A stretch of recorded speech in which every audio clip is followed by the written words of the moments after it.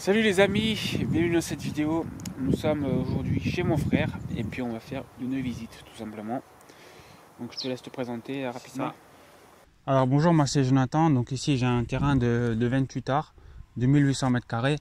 Alors j'ai une petite production de fruits, un petit potager et j'ai aussi quelques poules.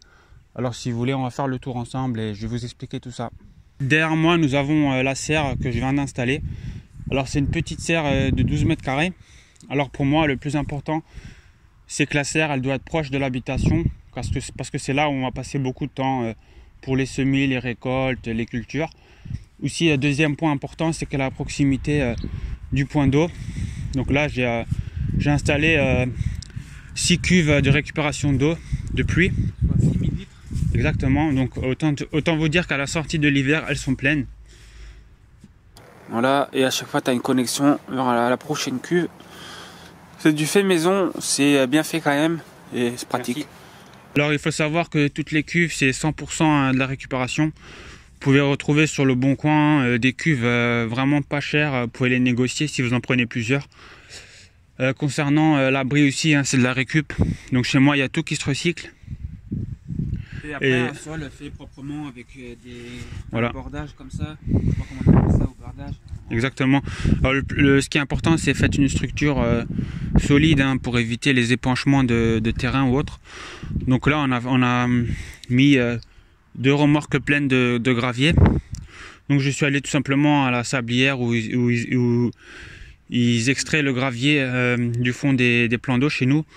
Et tout simplement je suis venu avec deux graviers. Donc là c'est du gravier décoratif.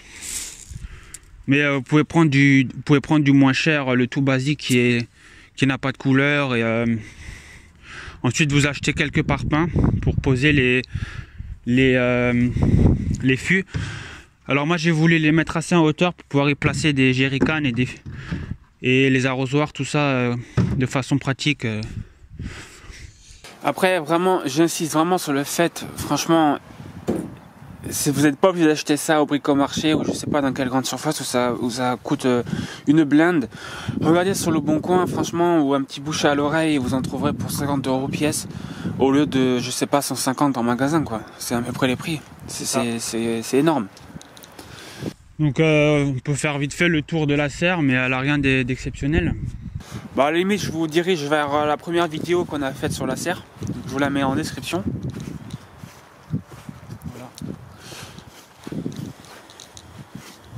Donc là on arrive sur la petite parcelle potagère. Alors là actuellement il me reste plus que les poireaux à récolter. Les cultures d'hiver, je me suis pas encore trop penché sur les cultures d'hiver. Donc pour l'instant j'ai que des poireaux qui vont être récoltés durant le mois de janvier. J'ai comme projet d'agrandir le potager pour arriver jusqu'au niveau de la serre ici. Donc il aura 3 mètres de largeur pour environ 8 mètres de longueur. Voilà, donc c'est plutôt pas mal. Puis ce qui est intéressant aussi, c'est qu'il y a le cycle poulailler, compost, potager, serre, et les trois se combinent parfaitement quoi. Exactement. Lorsque ici vous arrachez de la mauvaise herbe, vous avez juste à les jeter chez les poules pour qu'elles puissent picorer les graines des mauvaises herbes ou même en fonction des herbes, elles peuvent les manger. Donc ici on a en fait des copeaux de bois. C'est la litière que j'utilise pour les poules. Alors moi j'utilise beaucoup de copeaux de bois parce que tout simplement pour éviter les poux rouges. Parce que les poux rouges ils se mettent aussi dans la paille alors que dans les copeaux de bois il y a beaucoup moins de risques. Et une fois qu'elles ont fianté correctement dans les copeaux de bois, ben, j'amende mes parcelles de potagère pour améliorer le sol tout simplement. Après le compost des poules est très azoté, même un peu trop. Du coup il faut voilà, tu le laisses un peu décomposer avant de mettre des légumes quoi. Bien sûr. À mélanger avec d'autres substrats bien sûr.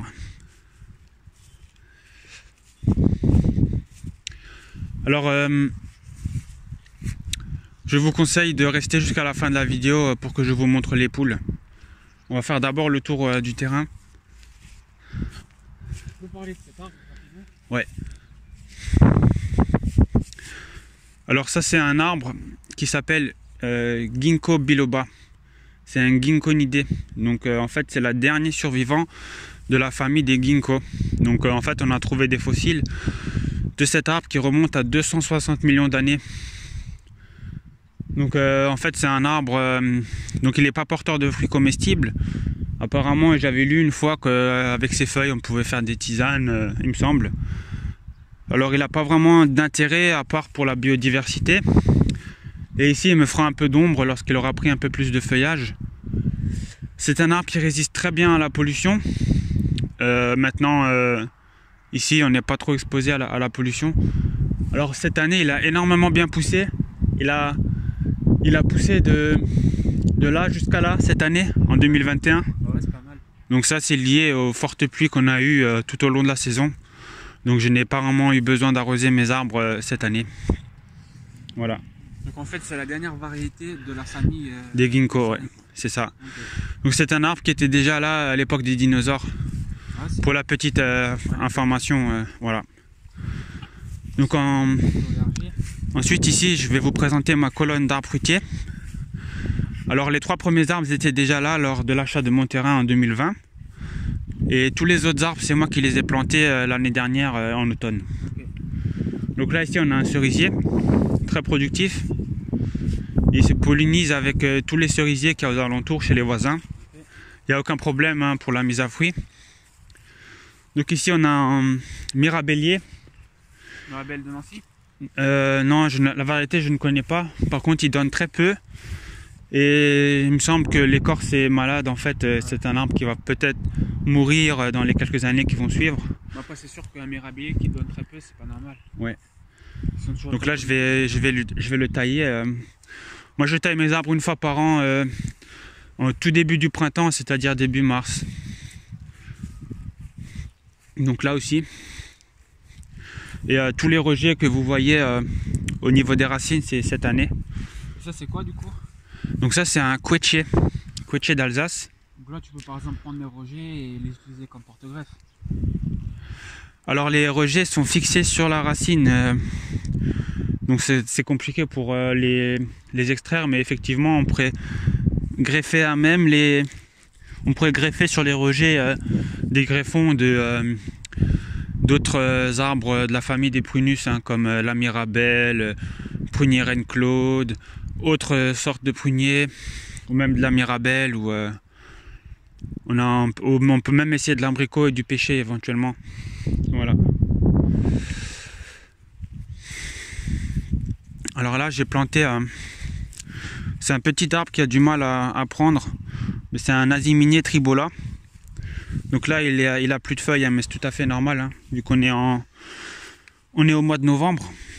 Alors je l'ai amendé encore avec un peu de compost frais. Donc Asiminier c'est... Alors l'Asiminier tribola il vient du Canada il me semble. Donc c'est un arbre qui résiste énormément au froid, jusqu'à -20 il me semble, même plus, même moins. Et en fait il a un fruit qui ressemble à la mangue, dont le goût se rapprocherait de la mangue bien sûr et la banane. Voilà, donc je l'ai planté par curiosité. Et c'est des arbres, c'est les Asiminiers que tu as fait partir du pépin, non? Non, ça c'est des arbres que j'ai achetés chez Alza Garden. En fait, c'est des arbres que vous allez trouver de plus en plus dans les pépinières. Donc c'est la même variété? Exactement, Asiminier tribola. Ouais, sachant qu'en fait, ils se pollinisent avec les mouches. Donc c'est bien d'avoir un compost à proximité. Et c'est pas les abeilles hein, qui pollinisent cet arbre, c'est bien les mouches. Voilà. Donc à voir. Alors ici on a en fait un abricotier. Voilà. Donc demi-tige, hein, j'ai rien de spécial à dire. Il a eu des fruits cette année? Non, ils n'ont pas encore eu de fruits. Mais il se porte bien. Non, je l'ai planté. Ouais, mais il est solide, hein, un bon tronc là. Il a déjà quelques années. C'est ça. Il a au moins 3 ans déjà, donc les fruits ça devrait pas tarder. Je pense que l'année prochaine j'aurai les premiers fruits. Donc tous les fruits, hein, c'est pour ma consommation personnelle bien sûr. Ici j'ai un poirier Louise Bonne. Voilà. Poirier Louise Bonne, c'est... je connais pas la variété, Ouais, bon, c'est très sucré, c'est un bon fruit. Ouais, ça marche. Alors ici on a le pêcher, pêche Fayette. Alors chez moi le pêcher a souffert un petit peu de la cloque du pêcher. Donc il en est pas mort, hein. C'est juste qu'en fait la cloque du pêcher ça peut vous supprimer une récolte entière. Et la cloque du pêcher elle apparaît au printemps, hein, lors de l'apparition des feuilles. Et en fait aujourd'hui à l'heure actuelle il n'existe pas vraiment de traitement 100% efficace contre la cloque du pêcher. On peut l'anticiper avec de la bouillie bordelaise qu'on va pulvériser une fois à l'automne et une fois au printemps. Et dès que vous voyez des cloques apparaître sur les feuilles, vous supprimez immédiatement les feuilles pour éviter une propagation sur les autres feuilles. Et vous brûlez les feuilles qui sont contaminées par la cloque du pêcher. Sachant que la cloque c'est une maladie qui peut aussi se transmettre sur les abricotiers et les amandiers. Voilà. Donc j'ai un abricotier un peu plus loin, je vous le montrerai. Non, un mirabellier, pardon. Donc là c'est un pommier à variété tardive, qui en théorie devrait donner des pommes sucrées, on va dire au mois de novembre-décembre. Moi j'essaie d'échelonner en fait la récolte. Chaque année, chaque période de l'année. C'est ça, bien sûr. Un apport en vitamines fait maison. Voilà. Donc ici nous avons un mirabellier. Comme tu m'as dit, Mirabelle de Nancy, on le trouve ici. Donc voilà, c'est tous des demi-tiges. Et pareil, il a bien poussé cette année, j'ai rien à dire. Donc c'est que des arbres que j'ai plantés à racines nues. Je vous conseille fortement, si vous voulez planter plusieurs arbres comme moi, procurez-vous des arbres à racines nues. Il y a une, comment dire, il y a une reprise au niveau des racines qui est beaucoup plus rapide que des arbres en pot. Et puis ils sont moins chers aussi à l'achat. Et ils sont aussi moins chers. Voilà, donc arbres à racines nues. Et après prendre des arbres qui sont au minimum demi-tige, c'est quand même bien plus pratique pour passer le tracteur tondeuse directement à côté. Voilà, c'est ça. Vous prenez des arbres nains qui ont des branches déjà à 50 cm du sol. Bah, normalement, tenir, alors de mémoire, mais les porte-greffes chez moi, pour les pommiers, c'est du MM106. Donc c'est pas du nanifiant en porte-greffe, c'est du 2,5-3 mètres de hauteur. Voilà. Okay. Donc ça c'est en fonction de votre surface bien sûr. Donc ici on a une variété sauvage, c'est le prunelier. Donc lui je l'ai tout simplement implanté ici pour l'utiliser comme porte-greffe. Voilà. C'est un très bon porte-greffe. C'est un arbre en fait de la famille du prunus. Le prunier, Mirabelle, c'est la même famille que le prunelier. Vous pouvez le trouver dans les friches, les forêts, il est souvent très présent. Il peut former une haie défensive parce que ici on a en fait des, c'est pas des épines mais c'est des branches pointues en fait tout simplement. Voilà. Et je pense que je vais le greffer, je vais voir ce que je vais mettre dessus. Il faut préciser que c'est notre beau-père qui te l'a offert. En fait, il est poussé d'une manière sauvage dans son verger. C'est ça. Et voilà, c'est un arbre gratuit, quoi. C'est ça. Qui sera même plus vigoureux potentiellement que d'autres arbres. Exactement. Alors lui, je l'ai planté directement dans l'argile. J'ai pas énormément mis d'apport. Je sais qu'il va s'en sortir facilement.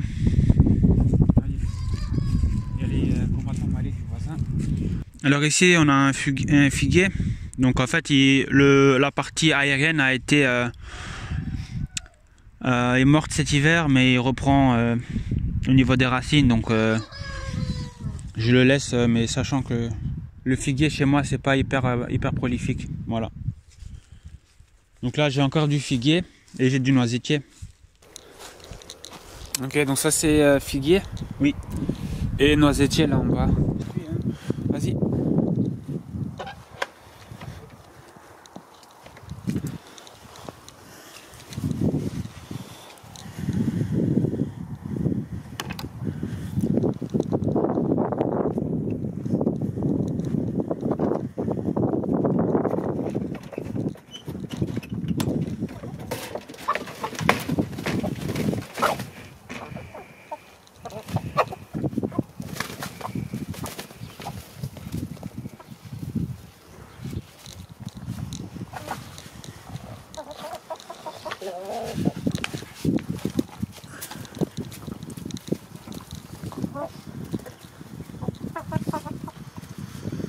Alors mon cheptel de poules est composé de la poule de Bielefeld principalement.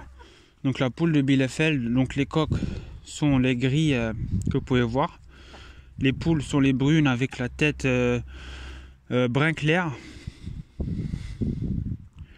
Ensuite j'ai une Brahma fauve herminée noire avec une poule rousse, une rescapée de mes premières poules. Donc elle doit avoir 5 ans d'âge.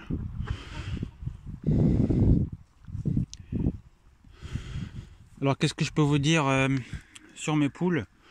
Donc j'ai de la poule de Bielefeld pure race, hein, qui est une bonne race de poule à 2 fins. C'est-à-dire qu'elle a une bonne production d'œufs à hauteur de 180 à 200 œufs par an.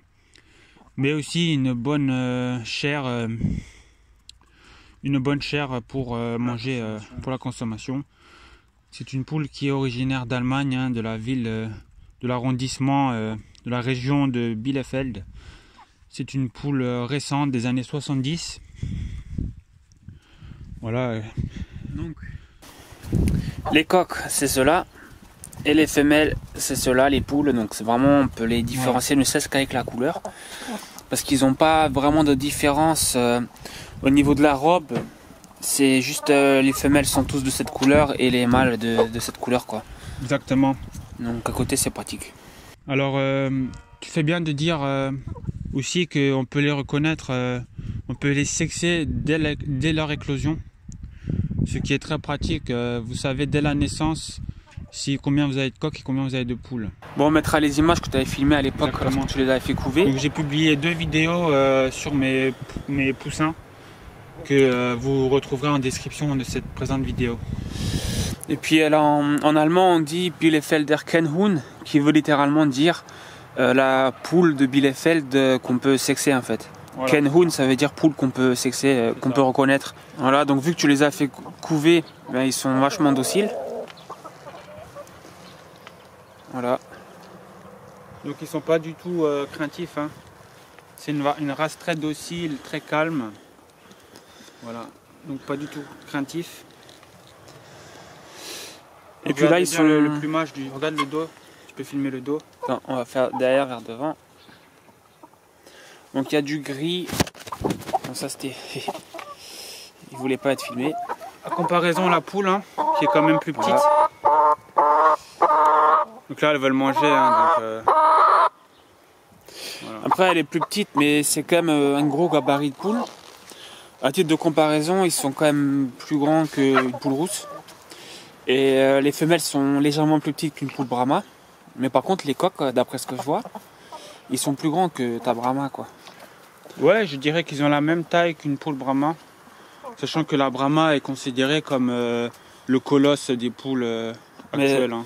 C'est ça, t'es vraiment sûr que c'est une poule Brahma taille normale? Parce que oui, bon, oui, c'est une grande race. Hein. Franchement, les poules de Bielefeld, elles sont vachement... Non, la Brahma naine est encore plus petite. Ok. Le poulailler, on l'avait décrit rapidement lors d'une vidéo l'an dernier, donc je ne vais pas m'attarder encore dessus, je vais vous mettre la vidéo en description. Et puis je te propose qu'on fasse le tour de l'enclos et que tu expliques un petit peu. Alors l'enclos des poules se compose en 2 parties. Une première partie de 120 mètres carrés qui est en grillage souple, dans lequel j'ai rajouté un grillage à maille beaucoup plus petite afin d'éviter tout échappé des poussins. Quand tu vas faire de l'élevage. Oui, donc je mets mes poussins ici à partir de 5 semaines, si bien sûr il ne fait pas trop froid la nuit. Et donc elles gambadent et sont bien heureuses ici.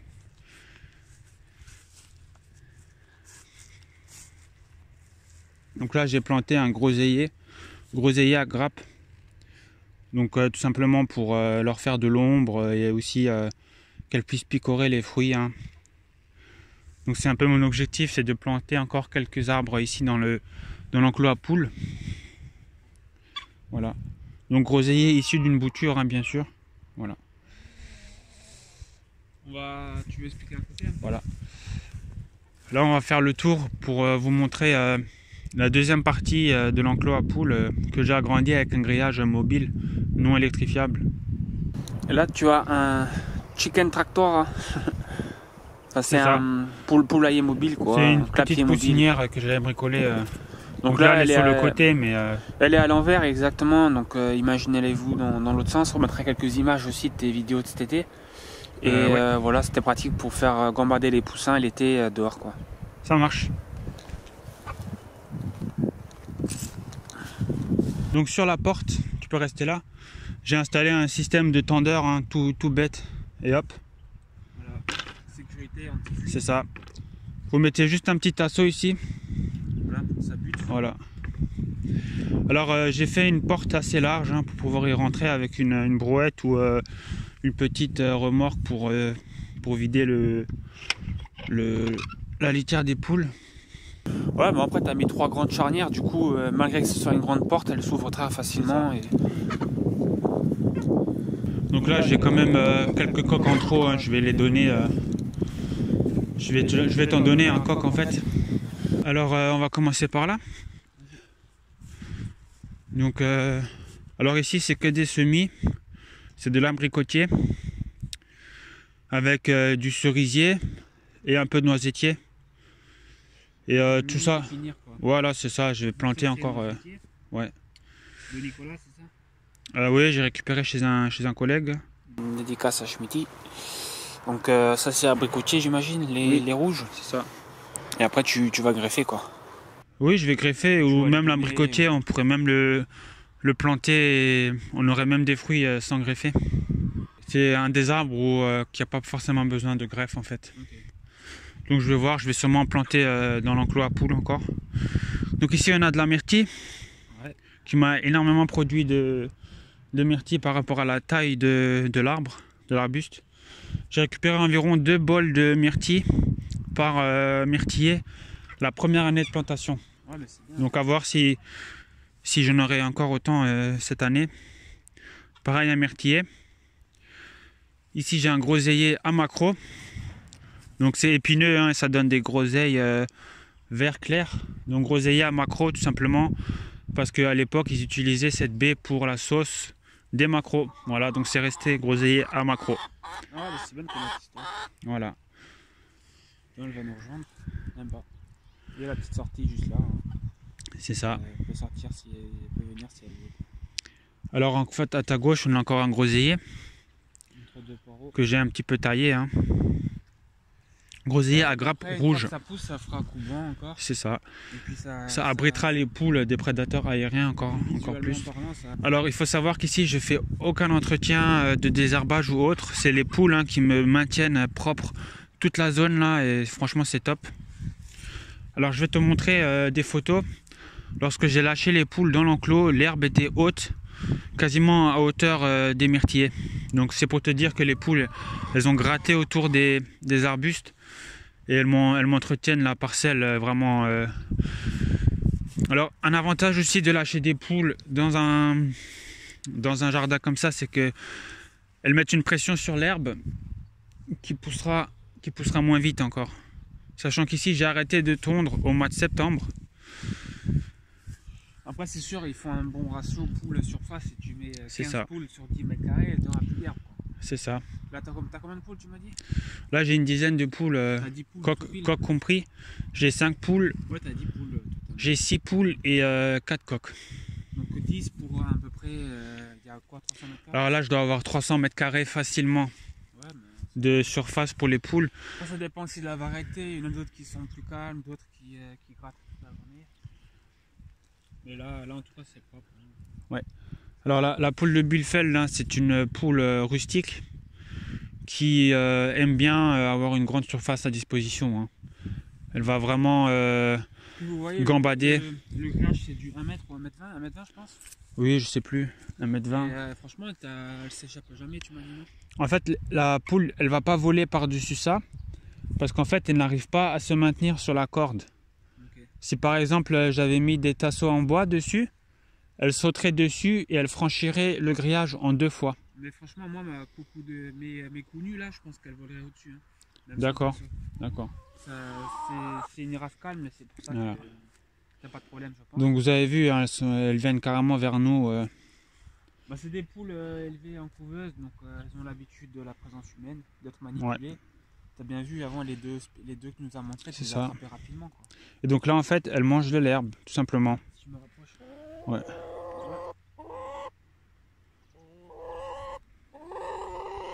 Elle aime pas là.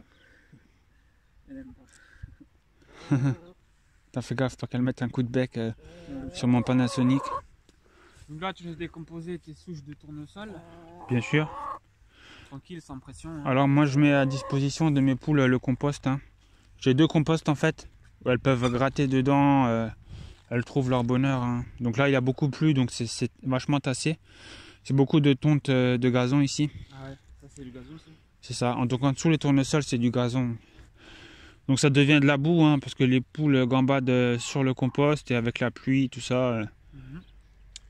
Tu veux nous montrer ce qu'il y a ensuite? Ouais. Donc ici j'ai une ancienne fraiseraie que je suis en train de défoncer hein, clairement. Je vais enlever ici, je vais mettre les pommes de terre l'année prochaine. Et les fraises tu les mettras autour de la serre du coup? Je pense que les fraises je vais même pas m'en planter l'année prochaine, je vais voir. Pourquoi?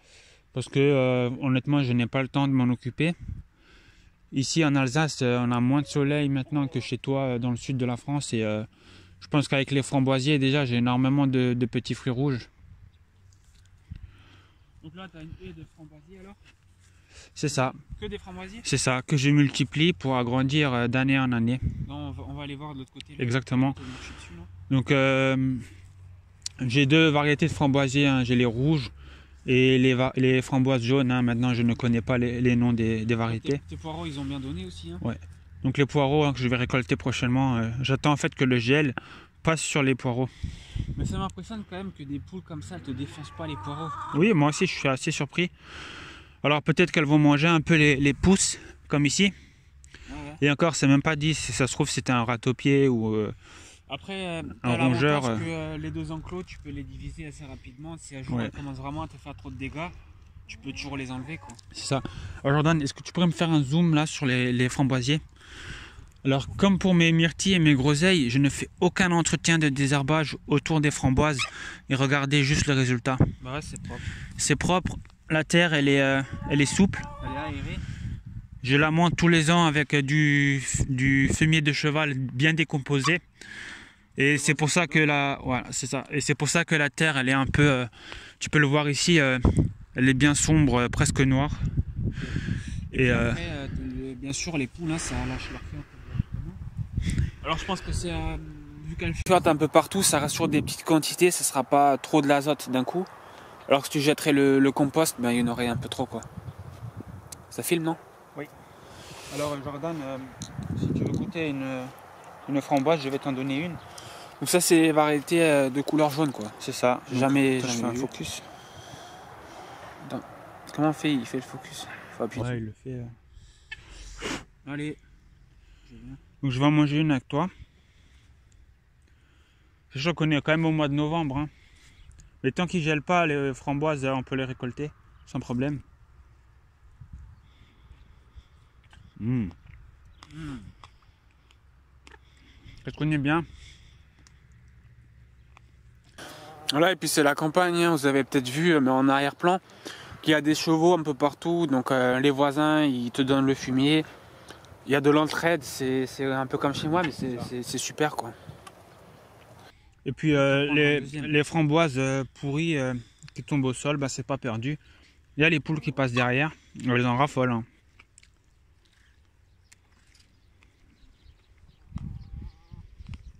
Si tu veux, j'ai des framboises rouges aussi. Regarde. Regarde juste cette branche. Voilà. Donc je vous conseille fortement hein, de planter du framboisier si vous voulez avoir des petits fruits. Mmh.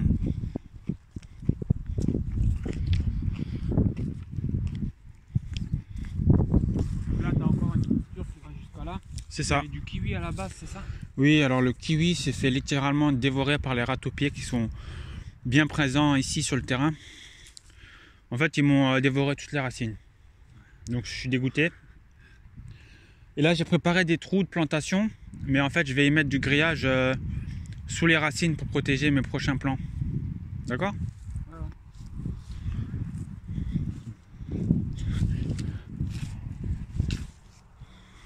Voilà. Donc là, j'ai préparé des trous pour y planter de la vigne, hein. Je vais installer prochainement, peut-être demain. Voilà. Donc ici, c'est mes framboisiers, c'est des boutures que je fais.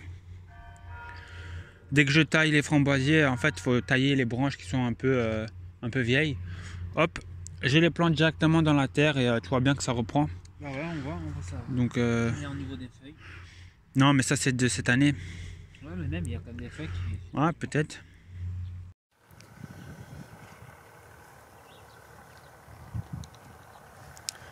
Donc pour récapituler, 3000 m² de terrain, Alsace, un climat un peu rude, des fruitiers, de la baie, une serre, des poules.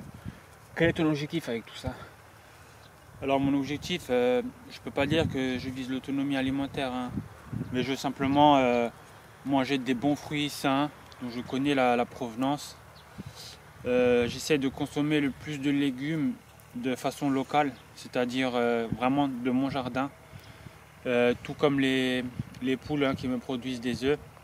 Et il n'y a rien de mieux qu'un bon œuf du jardin pour commencer la journée. Un vrai jaune d'œuf, hein, mais vraiment jaune foncé et pas, Sachant pas que, des trucs bizarres, fades du commerce, quoi. Oui, c'est ça. Sachez aussi que dans les œufs que vous trouvez dans le commerce, ils sont remplis de colorants pour vous donner l'impression que les œufs sont d'une meilleure qualité. Donc ça aussi, quand j'ai appris ça, j'ai tout de suite voulu acheter des poules.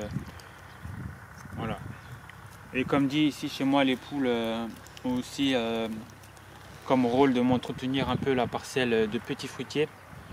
Sachant que si maintenant je pourrais déplacer la clôture mobile pour qu'elle me gratte autour des arbres fruitiers. Donc entretien zéro, hein. C'est la nature fait bien les choses et je pense qu'à l'époque, quand ils n'avaient pas toutes ces machines, ils se débrouillaient aussi avec leurs animaux.